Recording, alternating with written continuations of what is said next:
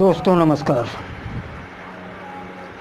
और बहुत सारी ढेर सारी शुभकामनाएं ईद की आप लोगों को।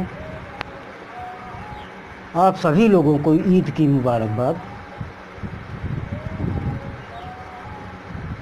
इस मुबारक मौके पे ईद के आप लोगों को मुबारकबाद देने की इच्छा हुई, इसलिए मैं और अपने विचार आप लोगों के बीच में कुछ जानकारी थी जो आप लोगों को देना चाहता था। इस देश के बिगड़े हुए माहौल में जहां हिंदू मुस्लिम एक इकट्ठे न रह पाएं, देश की एकता को खंडित करने के लिए, देश का माहौल ख़राब करने के लिए, ये जो छोटे भाई का पैजामा और बड़े भाई का कुर्ता पहन करके आप लोगों के बीच में आते हैं और आप लोगों को गुमराह करते हैं। नुकसान किसका होता है? उनका नहीं होता है। वो तो जिहादी हैं, जान पे खेलने वाले हैं।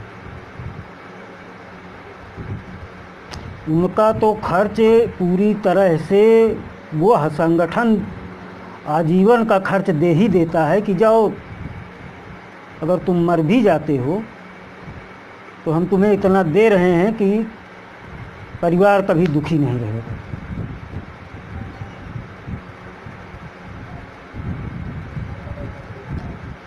ऐसे लोग हम लोगों के बीच में आकर के हमें बरगला करके, हमें बेवकूफ़ बना करके, इस देश के खिलाफ षड्यंत्र रच करके, आप लोगों को अपने साथ मिला करके, आपसे अपराध करवा करके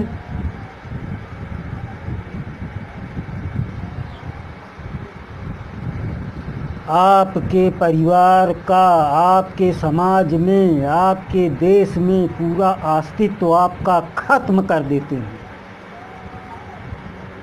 ये तालिबानी सोच रखने वाले व्यक्ति आपके ही देश में, आपके ही घर में आपको रहने लायक नहीं छोड़ते हैं। क्या मिलता है ऐसा कर करके? और ऐसे लोगों के बहकावे में आ करके उन लोगों को कि जहाँ सब कुछ खो जाता है, ऐसा काम क्यों करें? एक छोटे से प्रलोभन के लिए इतना बड़ा त्याग करना पड़ता है हम लोगों को अपने देश के लिए, कि अपना एक छोटा सा एक गलत काम जो देशद्रोह कहलाता है, ऐसा काम कर करके हमको मिलता क्या है? पूरे देश में, पूरे समाज में एक गिरी हुई प्रतिष्ठा, एक देशद्रोह का कलंक। तो क्यों करें हम ऐसा? क्यों अपना भाईचारा नष्ट करें? जो समझदार व्यक्ति है, बहुत ज़्यादा दूर की बात नहीं है, मेरे पास ही की बात है, बगल की ही बात है। मैं गया हुआ था वहाँ पे रिपोर्टिंग के लिए। मामपुर ग्राम सभा है गम्मौर थाना क्षेत्र में।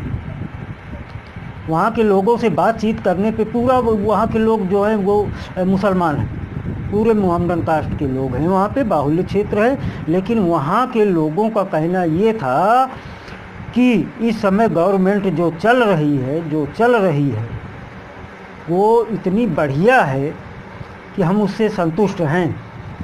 और कुछ राजनीतिक पार्टियां आप लोगों को बरगलाते हैं और आप लोग बरगला जाते हैं उनमें आकर। आगे होगा क्या उसकी कोई चिंता ही नहीं रहती है आप लोगों को। तो मत आइए ऐसे लोगों को कहवावे में। आप लोग जैसे भाईचारे के साथ हिंदू मुस्लिम सिख ईसाई रहता आया है, वैसे ही रहे। इस देश की एकता और अखंडता बनी रहेगी, तभी ये देश मजबूत भी रहेगा।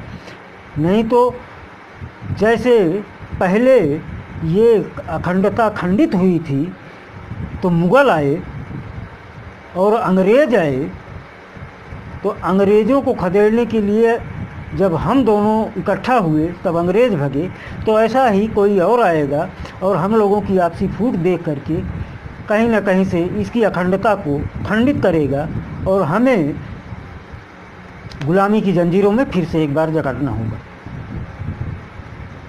तो इन सब विचारों को ध्यान में रखते हुए बरगलाने में किसी की ना आए, इस ईद के मौके पे यही संदेश मैं देना चाहूँगा आप लोगों को, और यही कहना चाहूँगा कि इस देश की अखंडता और हिंदू और मुसलमान भाईचारे को अगर संभाल के रखना है, इसको बिगाड़ना नहीं है, तो ये ऐसे लोगों को बरगलाने में कतई ना आए जो जिहादी किस्म के लोग आप लोगों के बीच में आकर के आप लोगों को बरगलाते हैं। धन्यवाद, नमस्कार, जय हिंद।